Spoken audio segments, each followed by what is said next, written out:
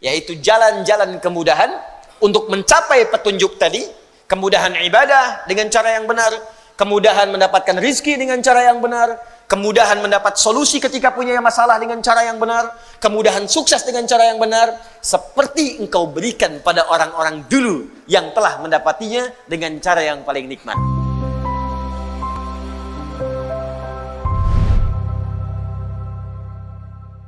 Jika kita meminta dalam Al-Fatihah langsung tawaran dari Allah, silahkan minta apapun sepanjang itu baik untuk dunia dan akhirat, dan itu engkau butuhkan, pasti Allah kabulkan. Jadi ingat, itu dua ya aspeknya. Jadi kalau minta itu yang akan dikabulkan oleh Allah, aspeknya dua. Satu, kebutuhan, bukan keinginan. Ingat ya, saya ulang, kebutuhan bukan keinginan. Kadang-kadang kita meminta, menginginkan sesuatu, Allah menjawab apa yang kita butuhkan, bukan apa yang kita inginkan. Nah, dalam hal ini kadang-kadang terjadi tiga hal. Pertama, jika memang apa yang kita minta itu kita butuhkan, maka seketika akan dikabulkan. Yang kedua, boleh jadi yang kita inginkan itu memang kita butuhkan, tapi bukan saat ini. Nanti mungkin 3 tahun lagi, nanti 2 tahun lagi, nanti setahun lagi. Maka boleh jadi permintaan saat ini ditunda oleh Allah, jawabannya bukan tidak dijawab, tapi dikabulkan saat kita sanggup kemudian menjalani apa yang kita mintakan itu. Ini biasa Pak, jangankan kita, para nabi pun begitu. Ya, Nabi Muhammad SAW minta kepada Allah supaya kiblat dialihkan dari Masjid Al-Aqsa ke Ka'bah Al-Musharrafah di Makkah Al-Mukarramah. Apakah seketika saat meminta langsung dikabulkan? Tidak. Ada proses 2 tahun lebih sampai hampir 3 tahun baru turun Quran surah kedua ayat 144 itu. Bahkan bahasanya dalam Al-Quran, qad nara taqalluba wajhika fis sama. Kami selalu perhatikan engkau menengadahkan wajahmu ke langit memohon supaya kiblat dialihkan. Ternyata tidak ada ruginya berdoa walaupun dikabulkan 2 tahun kemudian, tapi saat bermohon itu kita sering diperhatikan oleh Allah. Anda diperhatikan oleh guru saja senang, diperhatikan oleh pasangan hidup senang, anak diperhatikan oleh orang tua senang, orang tua diperhatikan oleh anak senang. Maka siapa yang tidak senang diperhatikan oleh Allah Subhanahu wa ta'ala? Maka jika Anda pengertian terbaliknya, jika Anda ingin selalu diperhatikan oleh Allah, banyak-banyaklah berdoa.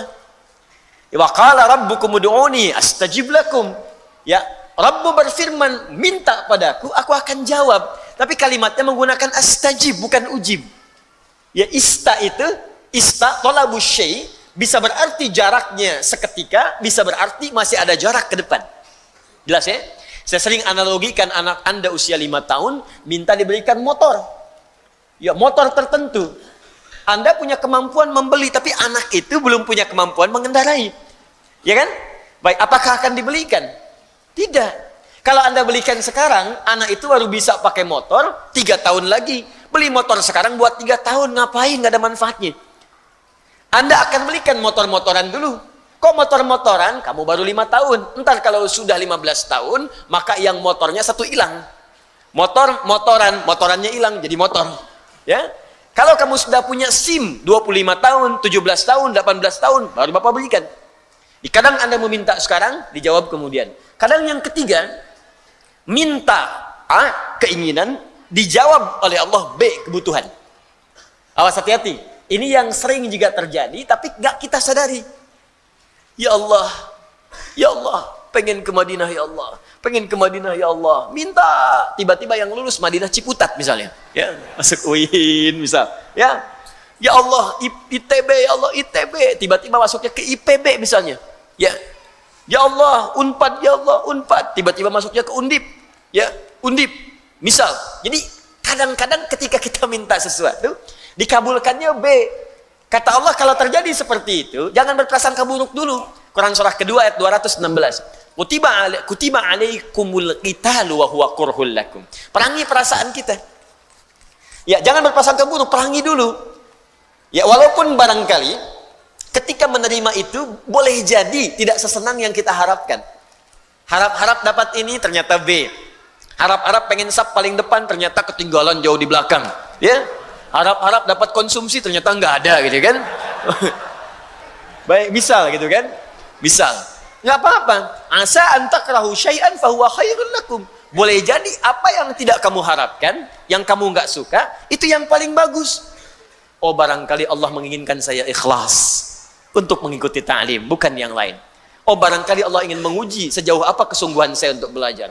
Oh, barangkali Allah inginkan ini. Wa asa an tuhibbu syai'an fa huwa syarrul lakum. Dan boleh jadi apa yang Anda harapkan itu mungkin belum bagus buat kita. Kenapa ya Allah? Wallahu ya'lamu wa antum la ta'lamun. Karena Allah tahu masa depan. Sedangkan kita tidak. Jadi apa yang Allah berikan itu bukan hanya untuk sekarang. Ini loh, kamu kan itu nanti akan masuk ke sini. Akan kemana sampai wafat. Jadi ketika Allah memberikan sebuah pemberian, itu jaraknya panjang untuk maslahat yang kita bawa sampai menuju Allah di hari kiamat nanti. Ini bagian pengabulan dari Allah Subhanahu wa taala. Yang kedua, sifat kebutuhan ini akan diikat dengan dua kebaikan, yaitu dunia dan akhirat. Dunia dan akhirat. Kadang-kadang baik dunia, tapi akhiratnya tidak. Ya Allah, saya pengen motor, ya Allah, bagus untuk dunia. Tapi ternyata ketika diberikan motor, itu tidak bisa mengantarkan Anda untuk ibadah. Malah ke masjid jadi jarang, karena sekarang rajin motor-motoran. Ya, ada yang tadinya nggak pernah ngajak tetangga, sekarang baru punya motor, sudah muterin komplek. Assalamualaikum, ayo ke masjid yuk. Oh, padahal mah, gitu kan? Habis amal. Ya, di kadang-kadang apa yang kita mintakan, dunia bagus, akhirat mesti baik juga. Makanya kita mintakan, Rabbana atina fid dunya wa fil akhirati wa qina. Pilih mana? Kaya dunia, miskin akhirat, atau miskin dunia, kaya akhirat? Bagus. Itu ya. Nah, sekarang ketika Anda ingin meminta dengan satu kalimat, dan dengan kalimat itu dapat dunia akhirat plus kebutuhannya. Jadi begitu kalimat ini diucapkan, apa yang kita ingin mohonkan langsung Allah akan kabulkan. Dunianya nikmat, akhiratnya juga nikmat, dan sesuai dengan kebutuhan kita. Kalimat itu yang kita pelajari, yang disampaikan oleh Allah, dibacakan 17 kali dalam sehari dengan kalimat ihdinas siratal mustaqim. Kita sampaikan di pertemuan lalu, ihdina itu bukan sekedar tunjukkan. Ya, berasal dari kata hudan. Ya Allah, berikan kami hudan dengan cara yang paling mudah, ke jalan yang lurus. Hudan ada banyak makna. Satu, kemudahan untuk beribadah. Saya ulang, kemudahan untuk ibadah. Dalilnya diantaranya Quran surah kedua Al-Baqarah ayat 2 sampai dengan 5. Dzalikal kitabu la raiba fi hudan lil muttaqin. Ketika Allah memberikan hudan kepada orang takwa, apa yang menjadikan orang takwa itu ketika dapat hidayah? Kemudian apa yang ia kerjakan? Maka ayat 3-nya, alladzina yu'minuna bil ghaib wa yuqimunas shalah wa mimma razaqnahum yunfiqun. Jadi ketika Anda berkata, ya Allah, berikan kami hudan, ihdinas siratal mustaqim, dengan cara yang mudah. Makna pertamanya, tunjukkan kepada kami kemudahan untuk ibadah dengan cara yang benar. Minta kepada Allah. Orang-orang yang diberikan kemudahan ibadah, maka gampang bangun tahajudnya. Tahajud gampang bangun, puasa Senin Kamis gampang, bahkan nyari ayyamul bid, bahkan nyari puasa Daud. Untuk infaknya gampang. Ya, walaupun punya 1 juta bisa infak, 100.000 bisa infak. Nggak ada uang, masih sedekah. Dia cari kadang ke jalan, buang sampah ke tempatnya. Apa yang kira-kira bisa di masjid dibersihkan, dia bersihkan. Ada orang-orang yang minta hidayah kepada Allah, diberikan kemudahan untuk jalan ibadah.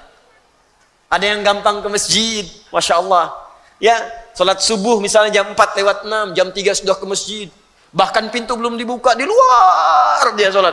Ya, karena memang bermalam di masjid itu kan, misal. Minta. Yang kedua, ada berarti solusi. Ya, dari setiap persoalan yang dialami. Yang ketiga, ada berarti juga bimbingan kemudahan untuk mencapai kesuksesan dari apa yang kita kerjakan dalam hidup. Ada solusi, ada kenyamanan, ada bimbingan, ada kemudahan untuk ibadah. Kalau Anda benar berdoanya, maka Allah ajarkan kepada kita akan dibimbing oleh Allah untuk mendapatkan kenikmatan dalam menjalani setiap kemudahan tadi. Maka turunlah ayat yang selanjutnya setelah kita mengatakan ihdinas siratal mustaqim, ya Allah, berikan kami hudan dengan segala jenisnya itu yang telah kita pelajari dulu. Ya, dengan cara yang paling mudah, cara yang paling lurus. Seperti apa itu semua? Dilanjutkan oleh Allah Subhanahu wa taala dengan ayat berikutnya, siratal ladzina an'amta 'alaihim ghairil maghdubi 'alaihim waladdallin. Yaitu jalan-jalan kemudahan untuk mencapai petunjuk tadi, kemudahan ibadah dengan cara yang benar, kemudahan mendapatkan rizki dengan cara yang benar, kemudahan mendapat solusi ketika punya masalah dengan cara yang benar, kemudahan sukses dengan cara yang benar, seperti engkau berikan pada orang-orang dulu yang telah mendapatinya dengan cara yang paling nikmat. Bukan orang-orang yang telah engkau berikan kemudian tersesat dengan itu karena tidak menggunakannya, atau dia tahu itu kemudian baik tapi dia menjauh darimu ya Allah. Kita bacakan dulu tafsir dari ayat ini, baru kita bahas kalimat per kalimat insyaallah, supaya kita bisa mendapatkan pencerahan dari para ulama tafsir dulu. Hari ini saya kembalikan ke tafsir Ibnu Katsir rahimahullah. Wa qauluhu ta'ala siratal ladzina an'amta 'alaihim ghairil maghdubi 'alaihim waladdallin. Adapun makna firman Allah Subhanahu wa taala yang tadi dibacakan, qad taqaddama al-haditsu fima idza qala al-'abdu ihdinas siratal mustaqim ila akhiriha anna Allah yaqulu hadza li'abdi wa li'abdi ma sa'al. Seperti telah berlalu penjelasan dari kami ketika seorang hamba dalam salatnya mengucapkan iyyaka na'budu wa iyyaka nasta'in sampai dengan kalimat ihdinas siratal mustaqim, sampai ke akhirnya ihdinas siratal mustaqim, annallaha yaqul, maka Allah menjawab. Ini yang saya pernah sampaikan kepada Anda. Jadi begitu mengucapkan iyyaka na'budu wa iyyaka nasta'in, kemudian ihdinas siratal mustaqim, maka sampaikan keinginan kita dalam jiwa kita, apa yang sedang kita rasakan. Ya. Kemudian Imam Ibnu Katsir mengatakan, annallaha yaqul, maka Allah akan menjawab, hadza li'abdi wa li'abdi ma sa'al. Ini perjanjian aku dengan hambaku, maka apapun yang hambaku mintakan, aku akan berikan. Wa qauluhu ta'ala, setelah kita menyampaikan apa yang kita mohonkan itu, lalu Allah Subhanahu wa taala berfirman, siratal ladzina an'amta 'alaihim, siratal ladzina an'amta 'alaihim mufassirun lis-siratil mustaqim. Ini adalah penjelasan dari kalimat sebelumnya, siratal mustaqim. Bismillah. Jadi ada ayat yang ke-6 yang kita bacakan, ihdinas siratal mustaqim. Saya tulis sebentar. Saya agak pelankan sedikit supaya mudah dipahami. Bismillah. Ihdinas siratal mustaqim. Ya. Perhatikan baik-baik. Ya Allah, mohon berikan kami hudan. Dari kata hudan, saya sudah jelaskan pertemuan lalu. Bagi Anda yang tidak mengikuti, lihat lagi tayangan yang telah lalu. Ini maknanya bisa kemudahan ibadah, kesuksesan, solusi, kelapangan, dan segala jenis kebaikan-kebaikan. As-siratal mustaqim, dengan jalan yang lurus, dengan cara yang paling mudah. Jadi kalau ibadah, ya Allah tunjukkan cara ibadah yang benar, yang lurus. Kalau sholat, sholatnya benar, ya kan? Kalau kemudian puasa, cara puasanya benar. Kalau zakat, cara zakatnya benar. Kalau haji, cara hajinya benar. Kalau berpakaian, cara berpakaiannya benar, ya kan? Yang akhwat, jilbabnya benar. Yang pakai cadar, yang perempuan, yang laki-laki, yang celananya cingkrang, ya kan? Yang berjenggot, yang macam-macam, ditunaikan dengan cara yang benar, ya. Jadi ketika kita minta kepada Allah akan dibimbing dengan cara-cara yang baik. Ini hudan. Nah sekarang fokus, kalau kita minta sukses, sukses dengan cara yang benar. Karena ada orang sukses tapi dengan cara yang tidak benar. Ada yang nyogok, ada yang korupsi, ada yang macam-macam. Jadi kalau ada orang korupsi tapi mengucapkan kalimat ini, itu tandanya imannya nggak sampai ke jiwanya. Dia aneh, ihdinas siratal mustaqim, ya Allah tunjukkan kami cara sukses yang benar dengan jalan yang lurus. Habis itu nyogok, habis itu korupsi, habis itu nipu. Berarti ada yang salah dalam sholatnya, ada yang tidak tepat. Ya Allah berikan solusi dengan cara yang benar. Ada masalah di rumah tangga, minta kepada Allah, maka diberikan solusi dengan cara yang benar. Dituntun kepada guru yang benar, kepada ustadz yang benar, pada kiai yang benar, minta solusi yang baik, sehingga selesai semua. Nah yang paling indah, ketika Anda mendapatkan jalan yang benar itu, apa yang dimaksud dengan jalan yang benar? Anda bertanya lagi. Maka diteruskan oleh Allah, yang dimaksud dengan as-sirat ini, jalan yang benar ini, kalau ingin sukses, jalannya mesti benar. Kalau ingin ibadah, jalannya mesti benar. Kalau ingin ada solusi, jalannya mesti benar. Yang dimaksud jalan yang lurus dan benar itu, turunlah kalimat selanjutnya. Siratal ladzina an'amta 'alaihim. Siratal ladzina an'amta 'alaihim. Ini poinnya. Maka muncul di ayat yang ketujuh, kata Ibnu Katsir rahimahullah, maka yang dimaksud dengan kalimat siratal ladzina an'amta 'alaihim mufassirun lis-siratal mustaqim. Mufassirun, kalimat ini, ayat yang ketujuh ini adalah penjelasan dari kalimat sebelumnya, yaitu pada ayat yang keenam, as-siratal mustaqim. Jadi ketika Anda ingin mengatakan dan bertanya, ya Allah, bagaimana saya mendapatkan bimbingan yang lurus untuk ibadah? Ya Allah, bagaimana cara saya mendapatkan bimbingan lurus supaya saya benar dalam mencari rezeki, benar berumah tangga? Maka turun tafsir, penjelasan dari ini. Jadi ini rumus tafsir Quran bil Quran. Jadi ayat Quran ditafsirkan dengan ayat Quran lagi. Ini tingkat yang paling tinggi. Jadi nanti ada ayat Al-Quran ditafsirkan dengan ayat lagi. Contoh, Al-Qari'ah, Mal Qari'ah, kemudian Kamal Qari'ah, setelah itu Yauma yakunun nasu kal. Nah, tafsir dari Al-Qari'ah tadi Yauma yakunun nasu kal farashil mabthus, dan seterusnya ayat. Jadi ada ayat yang ditafsirkan lagi dengan ayat selanjutnya. Jelas? Nah, ada ayat ditafsirkan dengan hadis. Di ayatnya muncul apa keterangan di ayat itu? Hadis Nabi sallallahu alaihi wasallam yang menjelaskannya. Ini paling banyak. Contoh tentang puasa, contoh salat. Ya, disolatkan dalam Al-Qur'an. Saat kita salat, ada perintah salat, kan nggak pernah disebutkan dalam Quran bagaimana cara takbir. Ya? Bagaimana cara ruku. Diperintahkan di Al-Qur'an kita supaya salat. Al-Baqarah ayat 43. Wa aqimus shalah. Ayo tunaikan salat. Tapi nggak pernah dirinci di Al-Qur'an bagaimana cara salatnya. Ya, coba dilihat, ada nggak ayat tentang membimbing kita? Cara takbir itu angkat tangan sampai sejajar dengan bahu. Ada ayatnya? Silahkan cari sampai kiamat kurang 2 hari, nggak akan ketemu. Nggak akan ketemu. Karena memang tafsirnya dijelaskan nanti oleh Nabi. Peran Nabi untuk menjelaskan itu semua lewat hadis Nabi SAW.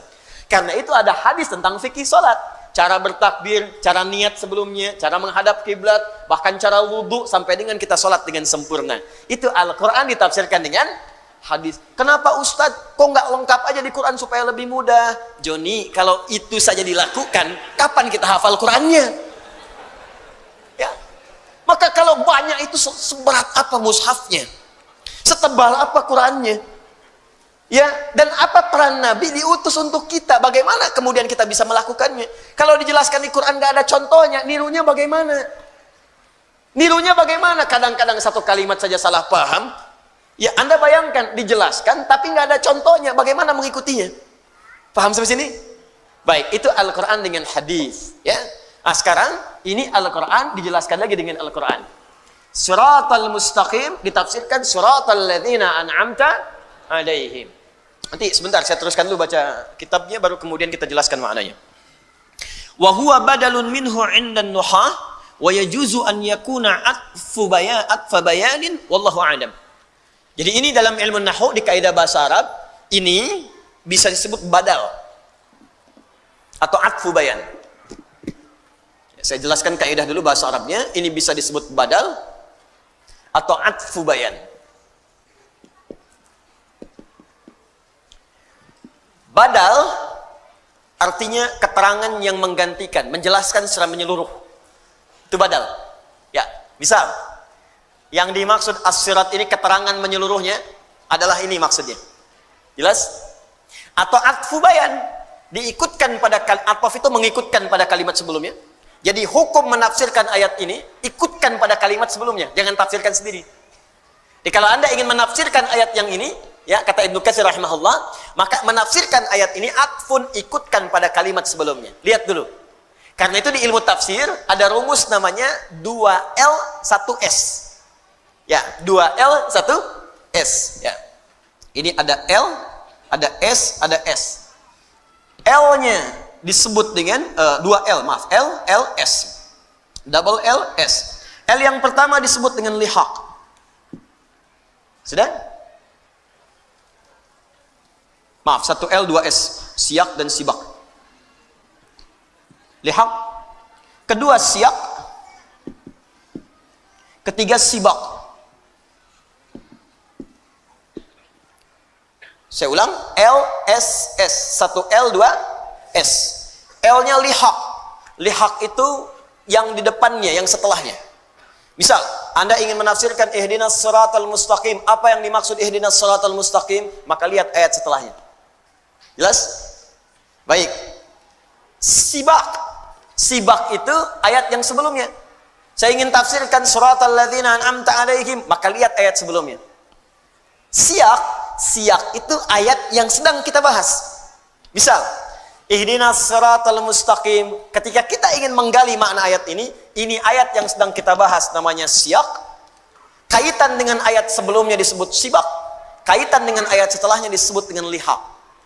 Secara singkat, kalau ingin menafsirkan Al-Quran, jangan sembarangan baca satu ayat langsung Anda pahami maknanya. Tidak. Anda harus memahami dulu kaitan dengan ayat sebelumnya. Al-Baqarah ayat 7. Ingin Anda pahami maknanya, lihat kaitannya dengan ayat ke-6, ke-5, ke-4, ke-3, ke-2, ke-1 sampai Al-Fatihah. Lihat kaitan dengan setelahnya, ayat 8, 9 sampai dengan An-Nas. Itu baru kita akan menemukan penafsiran yang sempurna. Paham? Baik. Jadi ketika Anda ingin menafsirkan yang ini, atfun. Ini diikutkan kepada kalimat sebelumnya, bayanun, statusnya menjelaskan kalimat yang ini. Secara singkat, paling gampang, ini ayat menjelaskan ayat sebelumnya. Itu maksudnya. Kalau panjang-panjang kemana, itu maksudnya. Ya. Saya kenapa bahas ilmu nahu dulu, kaidahnya, supaya kita nanti kalau menemukan yang seperti ini, bisa memahaminya dengan baik. Ya, belajar 25 tahun kalau nggak dibahas kan sayang gitu. Baik. Sekarang kita tafsirkan per kalimatnya. Walladzina an'ama Allahu 'alaihim wal madhkuruna fi suratin Nisa. حيث قال تعالى ومن يطع الله ورسوله فأولئك مع الذين أنعم الله عليهم من النبيين والصديقين والشهداء والصالحين وحسن أولئك رفيقا. Sekarang fokus baik-baik. Lihat sini. Saya akan mulai jelaskan tafsirnya dan di sini kita akan mulai serius memahami maknanya. Ya Allah, kami ingin mendapatkan kemudahan dalam ibadah, kemudahan dalam mendapat rezeki, kemudahan mengatasi persoalan, maka bagaimana cara kami mendapatkannya? Maka Allah turunkan ayat siratal ladzina an'amta alaihim. Kalau kalian ingin mendapati itu semua, maka mohonkanlah kepada Allah semua jenis kemudahan yang telah Allah berikan kepada orang-orang sebelum kalian. Yang mendapatkan kemudahan itu begitu nikmat. Kalau terjemah biasa, ya Allah, berikanlah kepada kami jalan yang paling nikmat seperti Engkau telah berikan kepada orang-orang sebelum kami.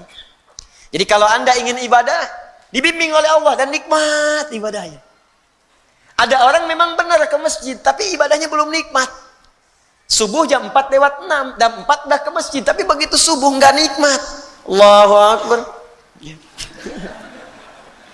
Ada yang puasa, ikut puasa sunnah, mulai puasa sunnah, cuman belum nikmat. Ya, sahur bareng-bareng. Akhi, hari ini buka jam berapa? Masya Allah, baru sahur dananya buka. Ada yang baca Quran cuman belum nikmat, baca aja. Ya. Ada yang baca satu ayat nikmat gitu. Yasin, buka tafsirnya. Satu ayat tapi nikmat gitu, Pak. Ya. Ada kan Yasin wal Qur'anil hakim innaka laminal mursalin. Memang lancar, khatam, tapi kenikmatannya enggak kerasa. Ada yang Al-Kahfi, alhamdulillahilladzi anzala, baca satu ayat nikmat. Ada yang 10 menit dah selesai Al-Kahf. 110 ayat. Ya. Tapi kenikmatannya nggak ada. Ada yang cuma satu ayat tuh nikmat banget. Nun. Ya, tafsirnya. Masya Allah. Satu ayat. Jadi ada orang-orang yang mendapatkan itu begitu nikmat. Ya, ada orang-orang yang mendapatkan itu begitu nikmat. Ibadah itu nikmat sekali. Dia Allah tawarkan, kamu saya beri solusi, tapi nikmat. Kan ada orang yang dapat solusi, tapi caranya kan nggak enak.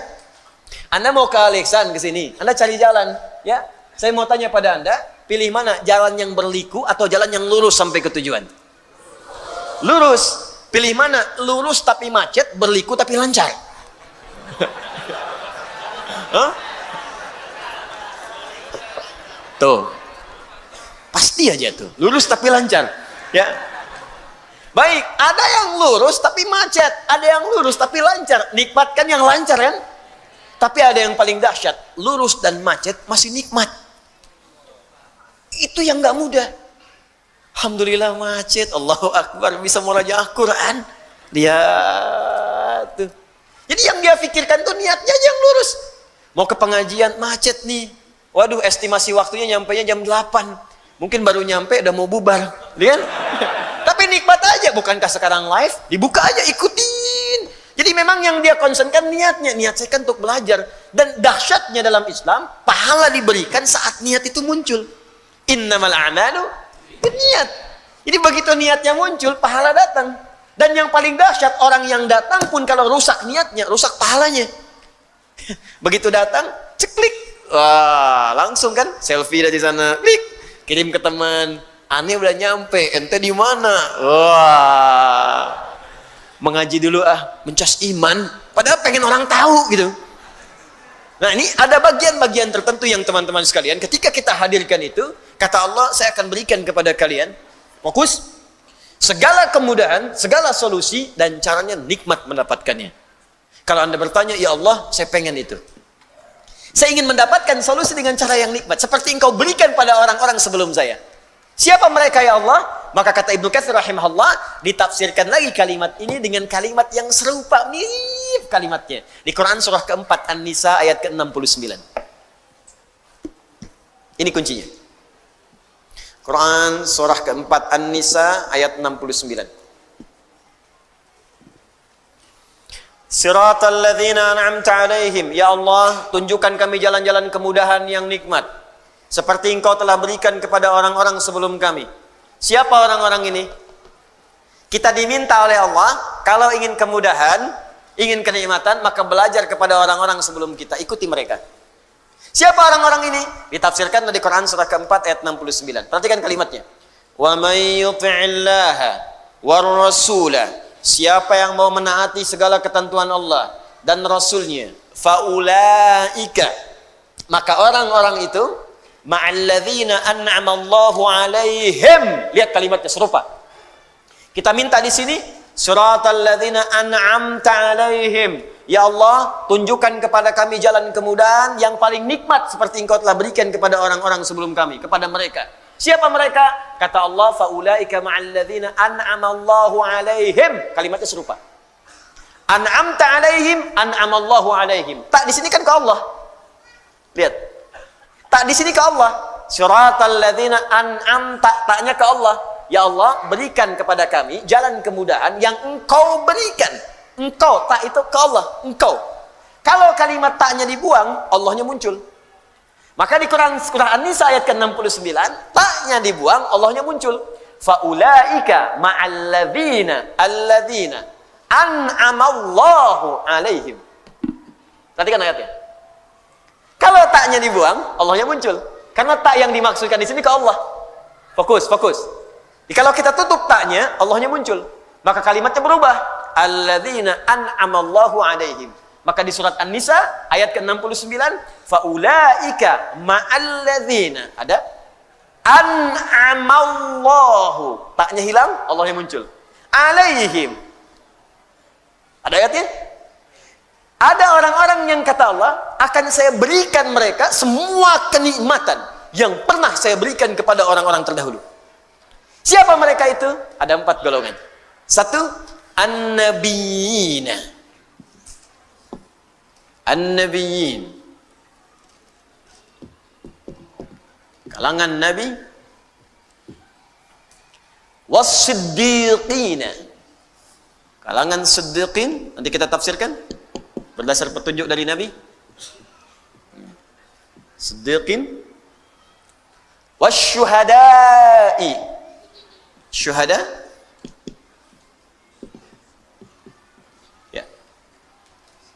Terakhir, was-salihin, as-salihin. Salihin.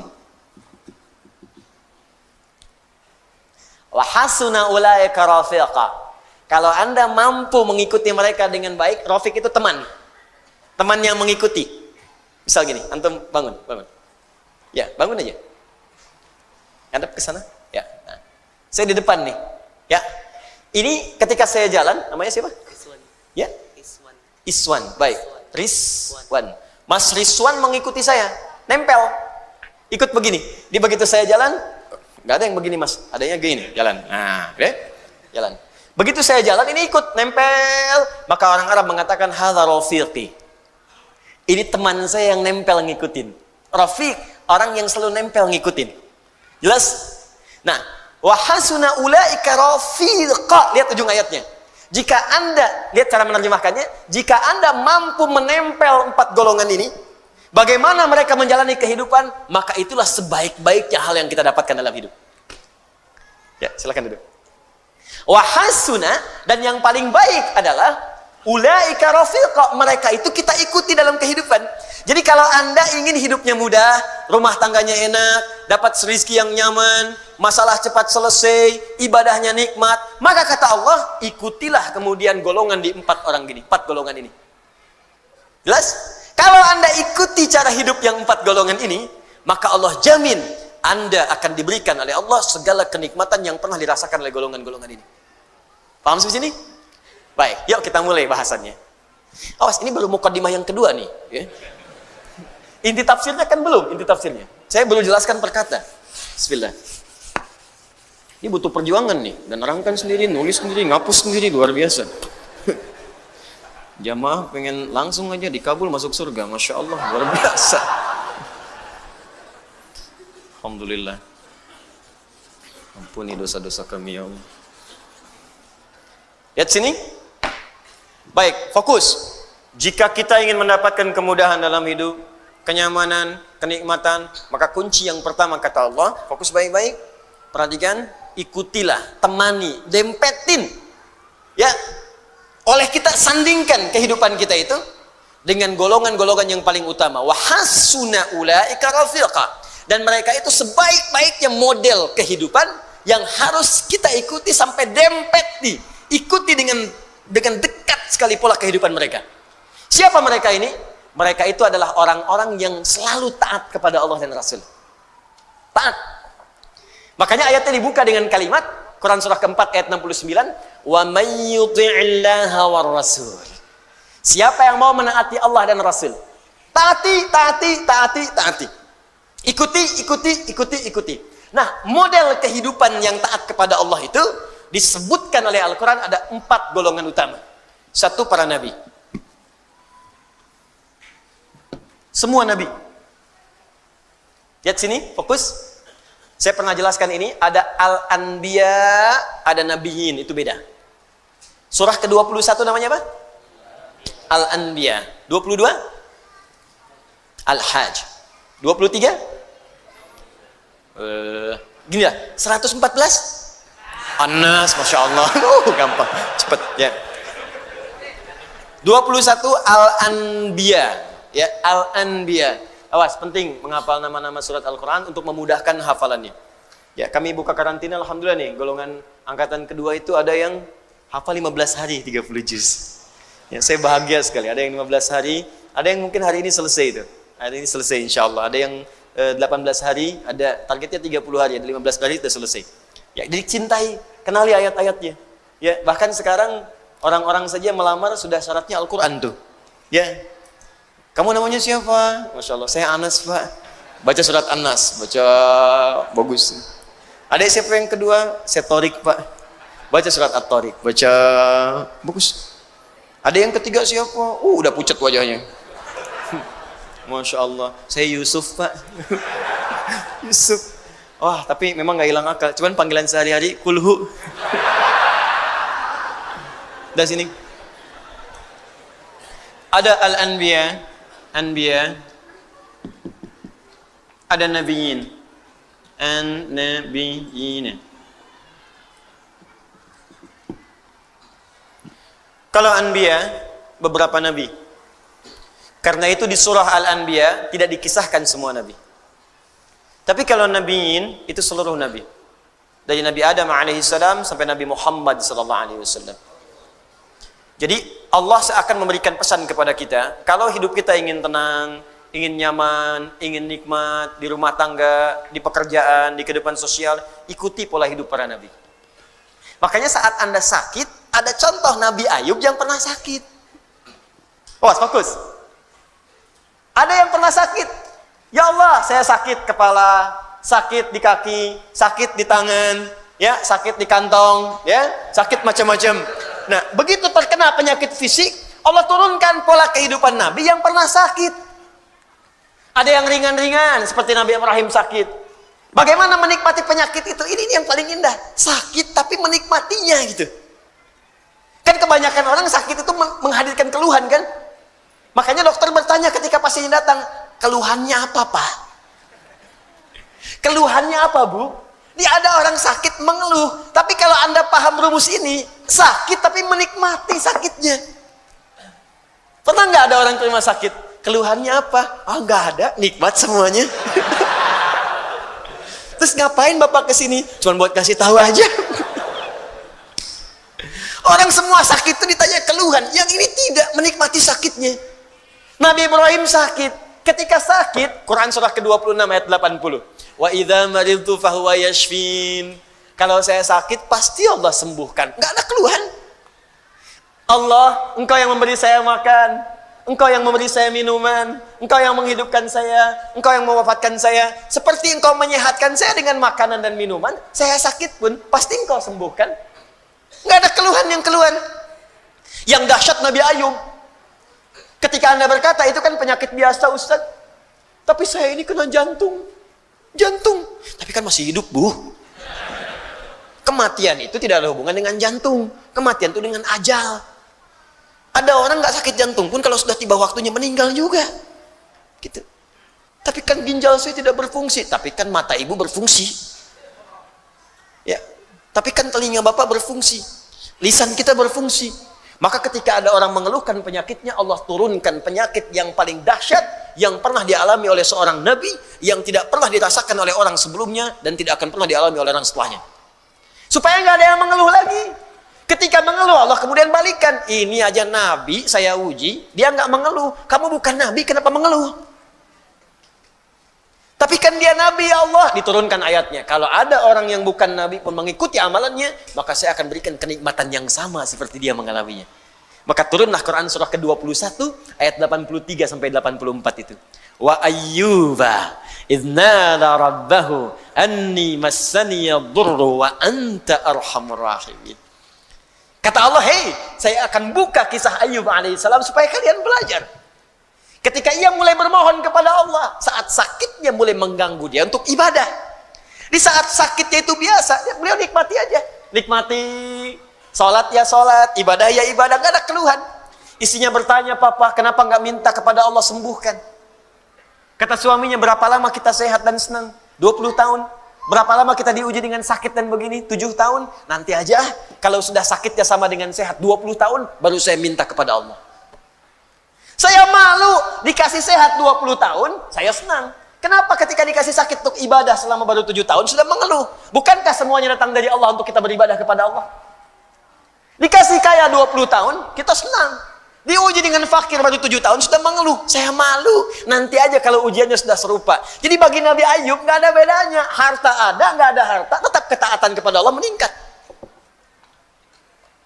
Sakit dan sehat nggak ada bedanya bagi beliau. Sehat ujian untuk beramal sempurna, sakit untuk banyak istighfar. Bukankah ketika sakit ada peluang dosa kita diampuni? Tuh. Dikala cara berpikir kita seperti Ayyub alaihissalam, diajarkan ini zikirnya. Apa jawabannya? Fastajabna. Fakashafna ma bihi min dhurrin. Wa atainahu ahlahu. Wa mithlahum ma'hum rahmatan min indina. Belum selesai sampai sini. Wa dzikra lil 'abidin. Ketika Nabi Ayyub alaihissalam bersabar dengan penyakitnya, beliau menikmatinya, dan ketika mulai mengganggu penyakitnya untuk ibadah, baru bermohon kepada Allah, "Ya Allah, penyakit ini sudah menghambat saya untuk ibadah." Jadi minta sembuh itu bukan sekedar minta sehat, supaya ibadahnya nggak keganggu. Di ketika sakit biasa saja, ketika ibadah terganggu baru minta sembuh. Tuh, "Ya Allah, kaki saya sakit." Jangankan kamu, banyak yang sakit kaki. "Ya Allah, sakit di kaki ini sudah mulai mengganggu saya untuk bisa ke masjid berjamaah." Begitu caranya. "Ya Allah, kepala saya sakit." Banyak yang sakit kepala. Ya Allah, penyakit di kepala ini sudah mulai mengganggu saya untuk khusyuk berzikir kepadamu. Gitu caranya. Jadi begitu Anda menikmati itu untuk kepentingan ibadah, ditutup dengan kalimat wa dzikra lil abidin. Ini aku ingatkan untuk hamba-hambaku yang lain selain Ayub. Jika kalian mengalami hal yang serupa, amalkan amalan seperti Ayub merasakannya. Nabi. Anda berdagang, Anda bisnis, Anda bekerja, Anda berdakwah, Anda mengajar. Apa Anda kira akan mudah menyampaikan semua itu? Belum tentu. Kadang-kadang ada saingan, Anda yang ikut tender, mereka yang menang, padahal nggak ikutan sama sekali. Ada yang kemudian berusaha menyingkirkan, menyungkurkan. Ada yang mengajar juga, kadang-kadang ada yang menyoal. Bukan cuman Anda, bahkan ada seorang nabi namanya Yunus alaihissalam. Berdakwah, bekerja dengan baik, disoal oleh orang sampai diusir dari kampung. Masuk kemudian ke perahu, dilempar, ditelan ikan paus. Anda bayangkan, Anda masih hidup sampai sekarang, beliau di dalam perut ikan paus. Tapi kau masih bisa nikmat aja zikir. Idnada fi dhulumati, ya. Baca ayatnya wa dhannuni. Baca ayatnya 86 sampai 87-nya. Wa dhannuni idh dhahaba mughadiba, ya. Wa dhanna an lan naqdiru alaihi. Fanada fi dhulumati alla ilaha illa anta subhanaka inni kuntu minadh dhalimin. Tadinya gelisah, nggak enak tuh, ditelan dalam perut ikan paus. Kira-kira tuh di dalam perut ikan paus itu, maaf ya, terang atau gelap? Udah pernah masuk? Hah?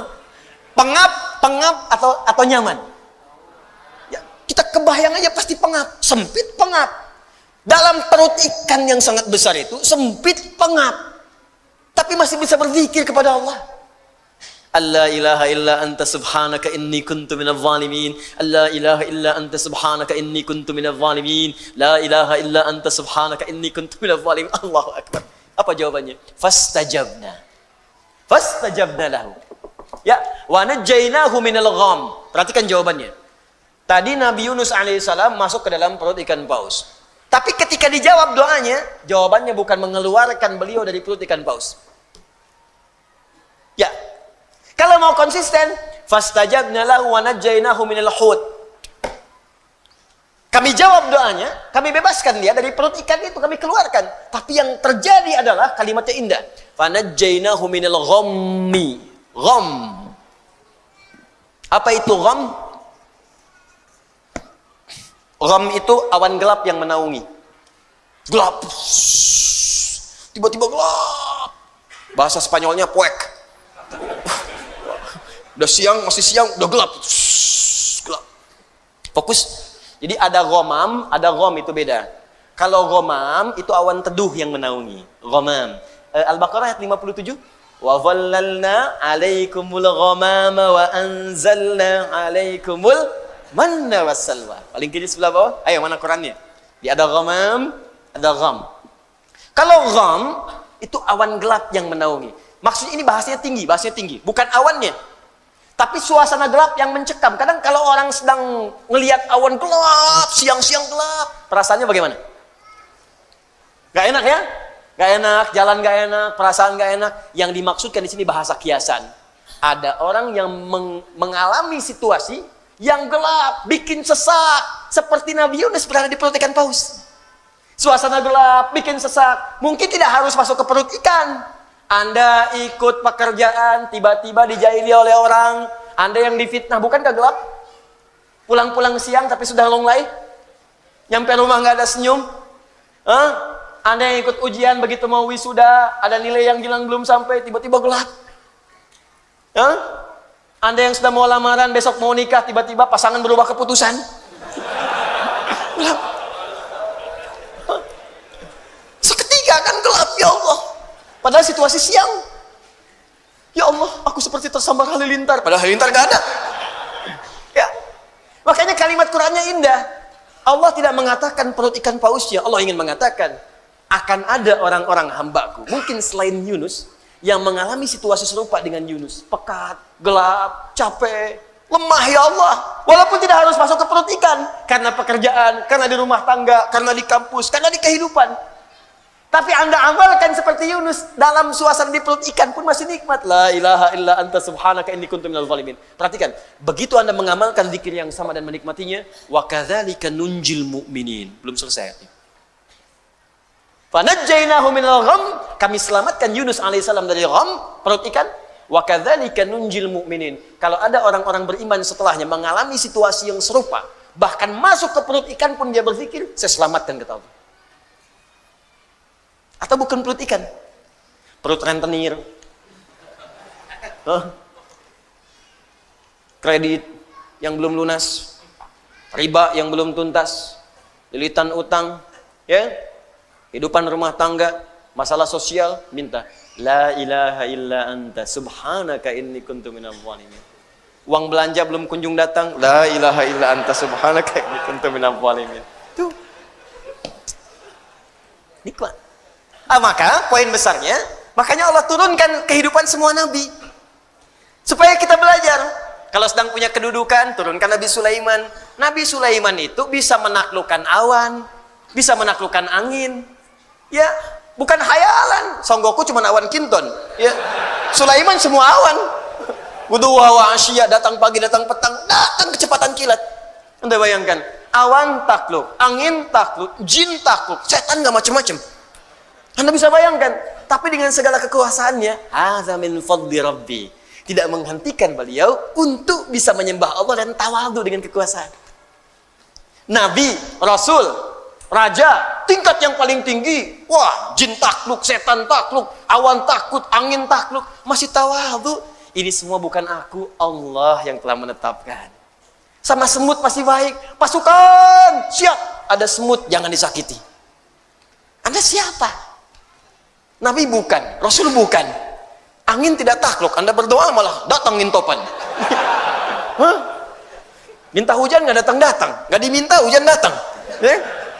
Bayangkan, Rasul bukan, surga belum jelas. Anda sebesar apa sih kedudukannya?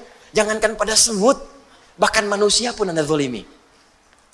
Hutan pun Anda gunduli. Ya, gunung pun Anda hilangkan. Lautan Anda kuras. Anda siapa gitu? Makanya belajar ke sini. Maka kalau Anda bisa ikuti seperti ini, muncullah kemudian seperti Abu Bakar, seperti Umar, Utsman, Ali, Umar bin Abdul Aziz, yang walaupun ada di kedudukan, indah kalimatnya. Allahu Akbar, datang keponakannya, datang ke istana, tiba-tiba dimatikan lampunya, dinyalakan lilinnya.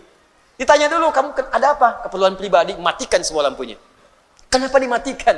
Kalau engkau datang sebagai rakyat, maka aku akan nyalakan semuanya. Engkau datang sebagai pribadi, karena ini fasilitas negara, maka hanya boleh digunakan untuk kepentingan yang luas, untuk masyarakat dalam kepentingan negara. Tapi ketika datang dengan kepentingan pribadi, maka aku matikan, aku nyalakan lilin yang milikku pribadi. Wah, kalau semua pejabat seperti ini enak. Masya Allah. Plat merah pakai undangan.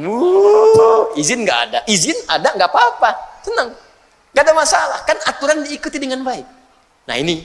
Di indahnya, setiap ada kejadian yang kita alami, pasti ada contoh nabinya. Ya, ada yang naik kedudukan, digoda sama lawan jenis, ada, makanya muncul kisah Nabi Yusuf. Untuk mengingatkan hati-hati kalau sedang punya kedudukan, godaannya bisa seperti ini. Bapak direktur, punya sekretaris, yang sekretaris perempuan. Satu ruangan, sekretaris abadi di rumah. Yang ditatap sekretaris kantor, 8 jam dilihatin terus. Hati-hati. Maka muncul kisah Nabi Yusuf, ada lagi yang lain. Ya, ada ibu yang belum ada keturunan. Ya, bapak yang belum ada keturunan, diturunkan kisah Nabi Zakaria supaya nggak bersedih, nikmati. Lihat amalannya, pelajari. Kalau Anda amalkan semua itu, nikmat hidup. Puncaknya, Nabi Muhammad SAW.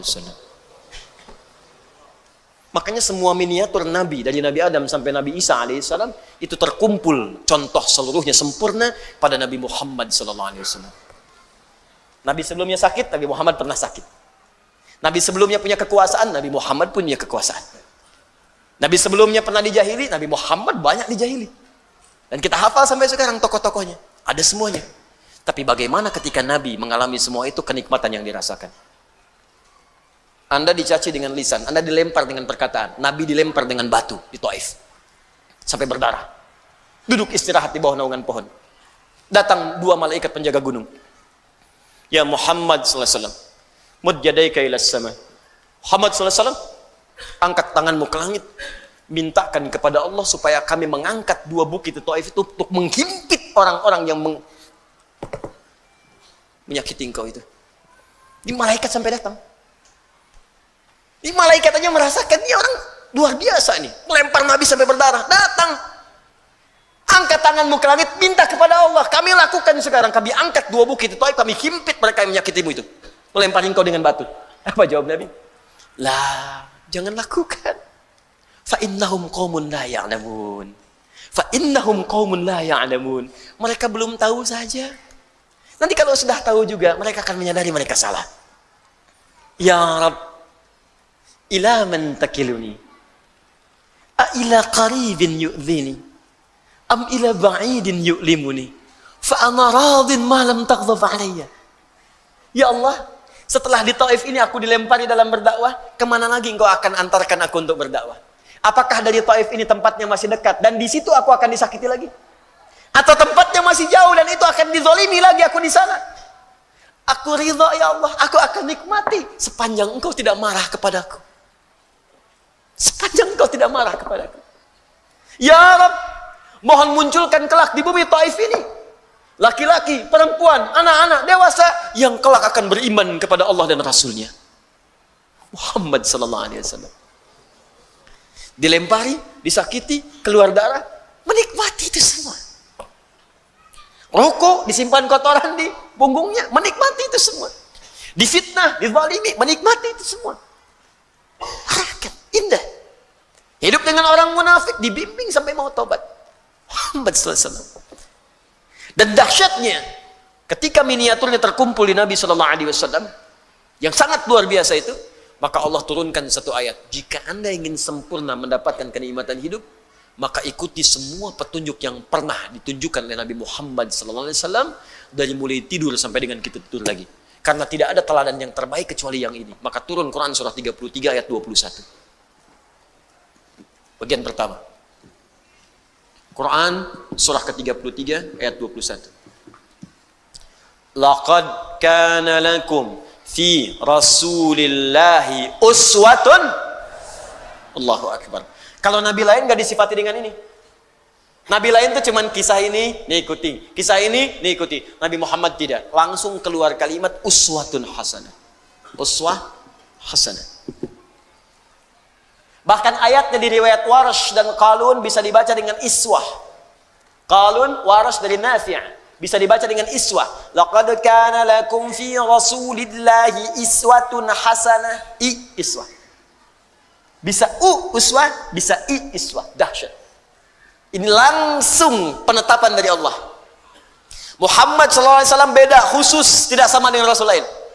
Kata Allah, semua apa yang dikerjakan oleh beliau, itu akan jadi teladan dalam kehidupan. Jadi kalau Anda ikuti, langsung seketika Anda akan jadi teladan dalam hidup.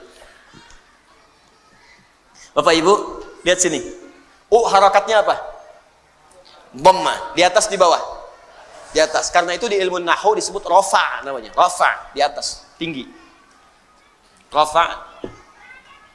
Alamatnya dhamma. Harakatnya di atas, di bawah? Di bawah. Bawah itu khafad, rendah, kecil. Khafad. Tandanya harakatnya apa? Kasrah. Nih. Saya inginkan Anda paham. Bukan menghafal. Menghafal mudah. Paham, itu yang paling penting. Kasrah, kenapa disebut kasrah? Dari kata kasura, sesuatu yang pecah, kecil, lembut. Biasanya di bahasa Arab kalau harakat-harakat kecil, yang lembut, tipis, itu menggunakan kasrah, sesuai dengan sifat. Misal, perempuan lebih lembut daripada laki-laki. Lembut, halus, kata-kata yang lebih lembut, lebih halus, maka untuk perempuan menggunakan kasrah. Laki-laki lebih terbuka, anta, anti, jazakallah khair, jazakillah khair. Jadi kalau ibu ingin mengucapkan selamat, terima kasih. Kalau ke laki-laki pakai ka, jazakallah. Kalau ke perempuan pakai jazakillah. Jangan tertukar. Ya, saya pernah mengajar pakai batik, pakai peci apa, begitu selesai Ustaz, jazakillah khair. Masya Allah. Alhamdulillah. Di kasrah artinya pecah. Karena pecah jadi mengecil. Fathah terbuka, dhamma terkumpul, ya, kasrah kecil, pecah, hancur, tipis. Nah keluar dari sini jam 3, mau itikaf tuh jam 3 keluar. Tiba-tiba di pohon depan itu ada suara, tunjuk, kasrah. Oh, fathah. Dhammah. Habis itu lari. Nah. Sekarang belajar ilmu bahasa. Awas, 5 menit kita selesai. Fokus. Kenapa disebut kasrah? Kasrah menunjuk pada sesuatu yang pecah, rendah. Kalau pecah itu jadi kecil ya. Kasrah zujat, kaca pecah maka jadi kecil. Jadi kalau ada sesuatu menggunakan harakat kasrah, ini menunjuk pada sesuatu yang kecil, ringan. Makanya alamatnya khafad, di bawah, rendah. Kalau menggunakan sesuatu yang tinggi, terkumpul, rafa, tinggi. Dhammah, terkumpul. In dhamma syai'u, berkumpul jadi banyak. Kalau ingin menunjukkan sesuatu yang banyak, maka gunakan harakat dhammah, kemudian harakatnya tinggi di atas, rafa. Perhatikan, ketika Allah menyebutkan Nabi menjadi teladan, kenapa menggunakan 2 harakat? Di atas tinggi, di bawah rendah. Seakan ingin menjelaskan kepada kita, Nabi Muhammad itu, jangankan perilakunya yang tinggi-tinggi, yang banyak bisa kita temukan. Cara sholatnya yang 1 rakaat sampai dengan kakinya bengkak. Ya, Masya Allah. Cara infaknya yang saat berinfak dengan 1000 ekor unta. Cara puasanya yang sangat luar biasa. Yang tinggi-tinggi, jangankan yang tinggi-tinggi, yang kecil-kecilnya pun bisa jadi teladan. Cara senyumnya, cara jalannya, cara bangun tidurnya, cara masuk toiletnya, cara masuk masjidnya, cara pakai sendalnya, cara berpakaiannya, itu kan kelihatan kecil. Cara berpakaian kan sederhana, tiap hari berpakaian. Cara makannya, cara duduknya, cara menggunakan alas kakinya, dengan sendalnya, dengan sepatunya, dengan terumpahnya, cara mengenakan bagian pecinya, sorbannya, itu kan kecil-kecil. Tapi kalau Anda ikuti, jadi teladan Muhammad. Karena itu dalam Islam, Anda akan temukan bimbingan dari Nabi dari bangun tidur sampai tidur lagi. Pasti ada. Silahkan tunjukkan kepada saya. Selain dalam Islam, bimbingan yang komplit dari bangun tidur sampai tidur, Anda nggak akan temukan. Untuk menunjukkan kebenaran risalah Islam, diturunkan seorang Nabi terakhir, namanya Muhammad SAW, dan beliau tunjukkan kalau Anda ingin menikmati kehidupan dengan baik, maka silahkan ikuti semua petunjuk Nabi. Itu langsung dari Allah. Laqad kana lakum fi rasulillahi Yang paling dahsyat, saya tutup, jika Anda mampu mengikuti semua itu, maka semua pengikut Nabi akan jadi teladan di zamannya. Contoh, maaf ya, Abu Bakar ikut Nabi Muhammad SAW, diikuti semua perilaku Nabi. Nabi meninggal, Abu Bakar jadi teladan. Umar mengikuti, Umar jadi teladan. Utsman mengikuti, Utsman jadi teladan. Ali mengikuti, Ali jadi teladan. Wafat sahabat, muncul tabi'in, jadi teladan. Wafat tabi'in, muncul setelahnya tabi'ut tabi'in, jadi teladan. Pokoknya semua yang ikut Nabi akan diteladani dalam hidup. Anda tidak harus jadi ustadz. Bukankah Utsman itu seorang pengusaha? Abdurrahman bin Auf seorang pengusaha. Amr bin As seorang diplomat, birokrat bahkan. Ayo, jadi apapun Anda, ikuti cara Nabi membimbing kita. Ustadz, bagaimana dengan kami perempuan? Ibu, bukankah Sayyidah Khadijah istri Nabi? Bukankah Aisyah istri Nabi? Bukankah Zainab istri Nabi? Makanya Nabi diizinkan menikah lebih daripada 4 perempuan, karena semua istri-istri Nabi itu menjadi miniatur karakteristik semua perempuan di bumi. Makanya ibu pulang ke rumah, ibu baca sirah istri-istri Nabi, ibu akan menemukan, ibu akan mirip siapa? Ibu akan temukan. Ya, ada yang cekatan, senang belajar, berarti seperti Sayyidah Aisyah. Ibu pelajari bagaimana riwayat Sayyidah Aisyah. Ada yang senang ngaca, senang macam-macam, kan? Ada yang senang misalnya mohon maaf bikin masakan dan sebagainya. Ada. Kalau Khadijah itu agak susah memang. Ya. Tapi bukan berarti nggak bisa diikuti. Cirinya sederhana, Bu. Begitu suami melihat ibu, hilang setengah masalah. Khadijah. Itu dari Al-Bukhari nomor hadis 4-5. Nabi pulang dari Gua Hira, ya, begitu kemudian melihat malaikat Jibril dalam bentuk rupanya, tergesa-gesa pulang ke rumah, dibukakan, begitu melihat Sayyidah Khadijah, setengah masalah hilang. Digenggam tangannya, kata Nabi, zammiluni, zammiluni, selimuti saya, dibawa kemudian ke kamar, diselimuti, keluarlah kalimat yang indah itu. Allahu Akbar. Sayang, engkau itu orang yang sangat baik. Engkau penyambung silaturahim. Engkau senang memberi. Yakinkan pada jiwamu, aku akan selalu bersamamu dalam suka dan duka. Istri begitu, Pak. Hilang semuanya, sudah selesai. Hilang semua kegelisahan. Khadijah. Coba besok antum pulang dari pekerjaan kan, wah ada masalah. Nyampe rumah, Assalamualaikum, dibuka, Masya Allah, masalah tambah.